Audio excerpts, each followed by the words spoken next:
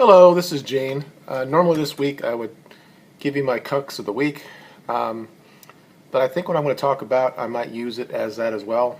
Normally I do review movies on my other channel, but this movie was so PC that I need to talk about it, and it's later on. A lot of people have already watched this movie, but I think I need to talk about it. And the movie I'm talking about is the new Wonder Woman. I waited for a long time to watch it, even though I'm a fan of the DC universe, and I actually liked Batman versus Superman, although a lot of people didn't like it. If you look at the unedited cut that they did later on, it shows a lot more, and I like it even better. The new movie is similar in a lot of ways, even though the same director didn't do it. It still looks like his cinematography. I can't say that word. It doesn't start that way, but that when it gets to the wartime and stuff, it does. So I want to talk about it. And about I don't know, about a year ago or 18 months ago, I did a video on the Force Awakens and how it's basically a SJW movie and also feminist type of movie. And it was my most viewed ever video, obviously because of Star Wars, and everybody likes Star Wars. Not what I'm doing with this. It's just I was thinking about somebody I used for my episode this week, and I think this one, it may not be the actual definition of cuckery, but the movie is in so many ways. Overall, I thought it was okay. I don't think it's any better than any other DC movies that have come out. I don't think it's better than the new Spider-Man that came out, even though that movie had the same issue in it as well. There were 3 or 4 situations in it that clearly they were using the PC agenda, which I would say more cuckery in its way. So I'll just start it off in the beginning. Now, I want to clarify that I understand this is a comic and it's not real life. But when they actually intertwine what's going on in real life during the World War I, and when it gets to that area, the comments that I'm going to say I think is relative. But there are some comments I want to say before she actually goes and fights the war against a man, let's say. Although most people know that Wonder Woman, I guess, I didn't know in this movie, and this is a spoiler, so if you haven't seen the movie, go see the movie, then come back and listen to this, and we can talk about it. But apparently she's a god. She doesn't know this, but she's a god. And I guess Zeus made her, even, I guess because she's Jewish, then Zeus is Jewish as well. I just kind of funny how that was with that. Before I get to the part of it that I want to talk about, the PC stuff, I'll talk a little bit about the movie itself and some of the shots. Again, I said it's very similar to Batman against Superman, same type of style of editing and stuff. What I didn't really like about it from a technical standpoint is way too many slow motion shots of her doing shit. It was like they kept want to put it in our face to say, yeah, she can do it. And look, we slowed it down, slowed it down so everybody can tell it's really her doing this stuff. And I didn't really believe anything that she did from a physical standpoint. Even though she was a god, obviously was more powerful than a normal man, it just didn't seem that way. I mean, obviously the effects are okay. It seemed a little bit too... it's not as good as some of the other ones, to say. But of course, this movie made a lot of money, and the DC people, I guess, think they've made their point. And I liked her in Batman vs. Superman. I thought she was good there. I thought overall her acting was very wooden. My daughter really loves this woman. Says she's so great. I thought her acting was horrible. It wasn't that good at all. And yes, she's somewhat physical about what she can do with her acting. The part of acting that is physical with the action scenes, she wasn't better than some of the other women that do this stuff. So I was kind of like disappointed with that. I expected a little bit more out of her, but my daughter is in love with her. So I think that she lost that. There was a bias there. So let's go into the movie, and obviously there's going to be some spoilers in the movie. Of course, it starts with her as a baby, as a small girl, And I guess they don't want her to get trained, because if she gets trained, then Ares, clearly who's a white man, the god of war, might find her and knows that's the only person that can actually do anything to hurt him. But yeah, obviously, Captain Kirk lands there, and she finds him, saves him, and all that stuff. And probably the good thing about the whole movie is the trailer of Steve character, this person that is named Steve. I can't even say these people's name. Well, basically, he's Captain Kirk, and he's pretty much the same in this movie.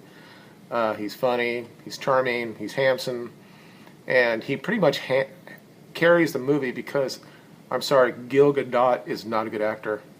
She may look like the part, although she's not really. Some of the people that were in the Amazon village were clearly bigger, stronger, and faster than she was. Obviously, but she was a god, and those people were just Amazons. So, but it's just funny how there's a lot of diversity at the Amazon. Nowhere in any reading I've ever said that if you looked at the writings about Zeus and stuff, were there any black people?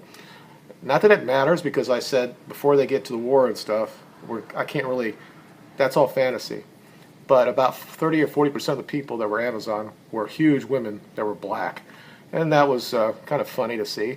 And the person that was the strongest person out of all was a black person, until she basically beats him at the end before all this stuff happens. So that was probably when she was in, before she went into where he brings her to the real world, was the only really PC thing. That they had to make sure that they had the diversity in the film. Apparently, I don't think it was necessary there. The funny thing is when they finally get to London, one of the first things she says is that it looks horrible.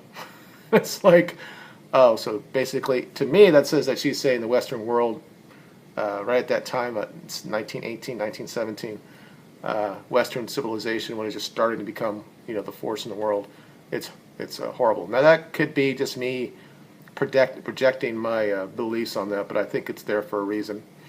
And then when they get off, you see black people looking like they're going to war in England and London. Bullshit. Then you see what look like they could be Sikhs, but they could also be Muslims. And I'm like, most of the Muslims fought with the Nazis. So, and you saw the different type of colors there.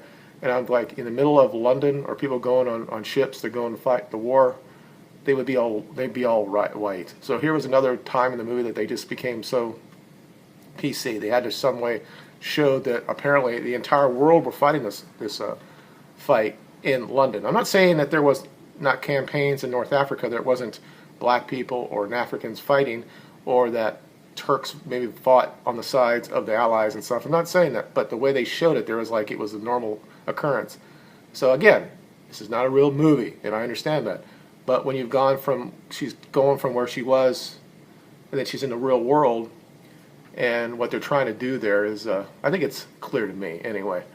So also, the Steve character, the Kirk character, kind of, her love interest, I guess, has her own secretary, and I think this was actually showed in the trailer, talking about that she's a secretary, and he tells her what his secretary does, and of course Wonder Woman says, well, that sounds like slavery to me.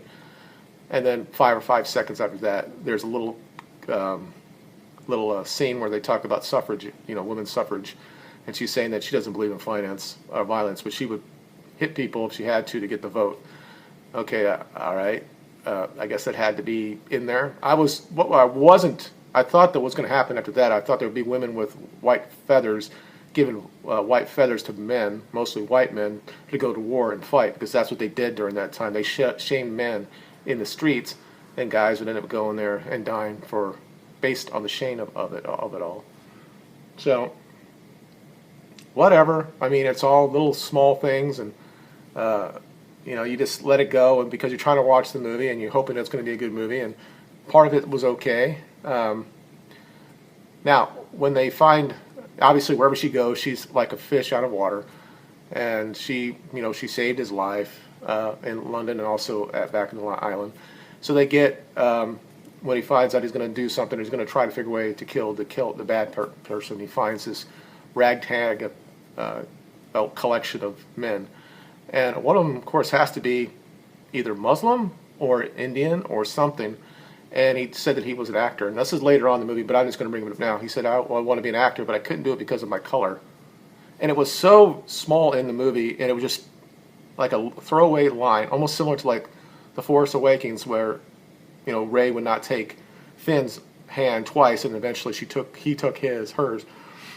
It's like, oh, you couldn't have been an actor because of your color of your skin. And I'm like, really? Why don't you stay in your own country? I'm sure you've been an actor there, and nothing would have happened to you if you did that. And I'm thinking, was the motion pictures was just starting at that time. So I was like, it just things like that. And then before that, they actually find another person when they get over to near Belgium, and clearly it's an Indian, that's looking like an Indian, and you know he's talking to Wonder Woman, and it's like, well, what happened to you? And because the guy says, I don't have my own land anymore, and when he said, well, who did that? And he'll say, his people. Steve's people, the white people. So there's a little dig at white people as well. And I'm like, I don't know. I didn't watch the comments. Maybe it's all in there. Maybe that's how all was, that she had these people that were like a drunk Irishman, apparently. Then you had the Muslim guy, and then you had the Indian, and then you had the white guy. Whatever. So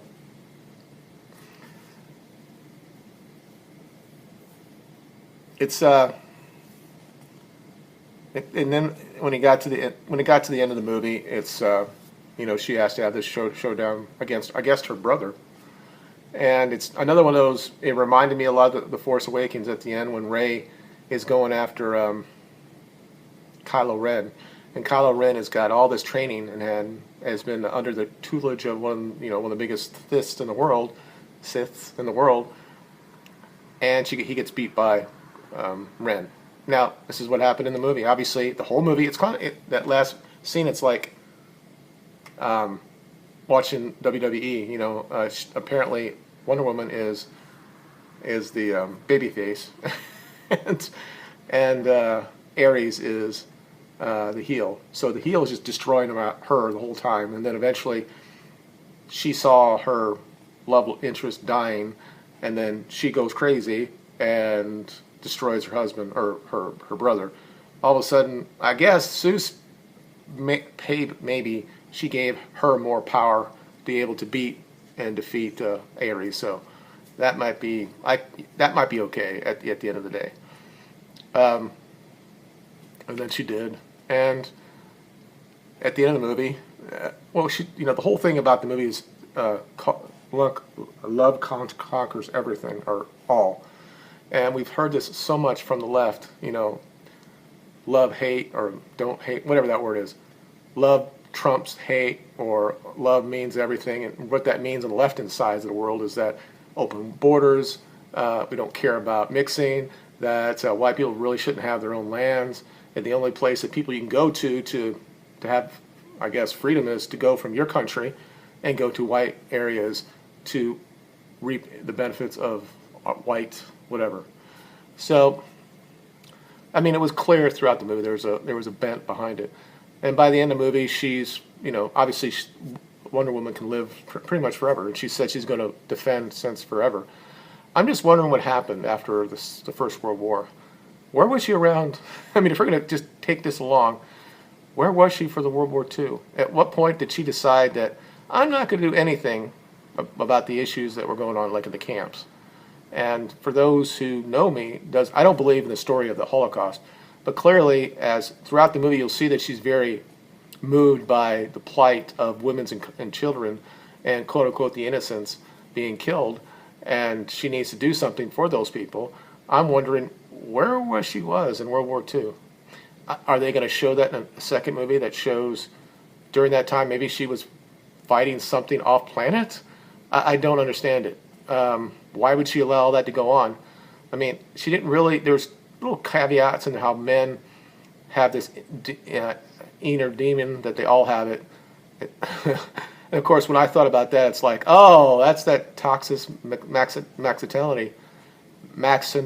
masculinity that we all are potential rapists and murderers and stuff like that. And that's the first thing I thought of at that point. But I kind of let that go. It was near the end of the movie, and I was wondering what she was going to do after that. And they show her at the end of the movie just flying through the air, like apparently she's Superman now. And there's a scene in the movie she's like Superman, looking like Jesus on the cross, looking down at people. Whatever, that's fine. That's their vision of Wonder Woman. But the imagery and the psychology and the ideology is rife in this movie. It's probably worse than Force Awakens, worse than Fury Road. That sounds like another thing. Mad, oh my God, Mad Max, and worse than Rogue One as well. So I didn't really see that in the previous TC movies. I guess they felt they had to do this because it's a female lead, I guess. Again, I don't think she really carried the movie. I thought that the prototypical white hero movie star carried the movie. And anyway, overall, I thought it was okay. About 6 out of 10 for me.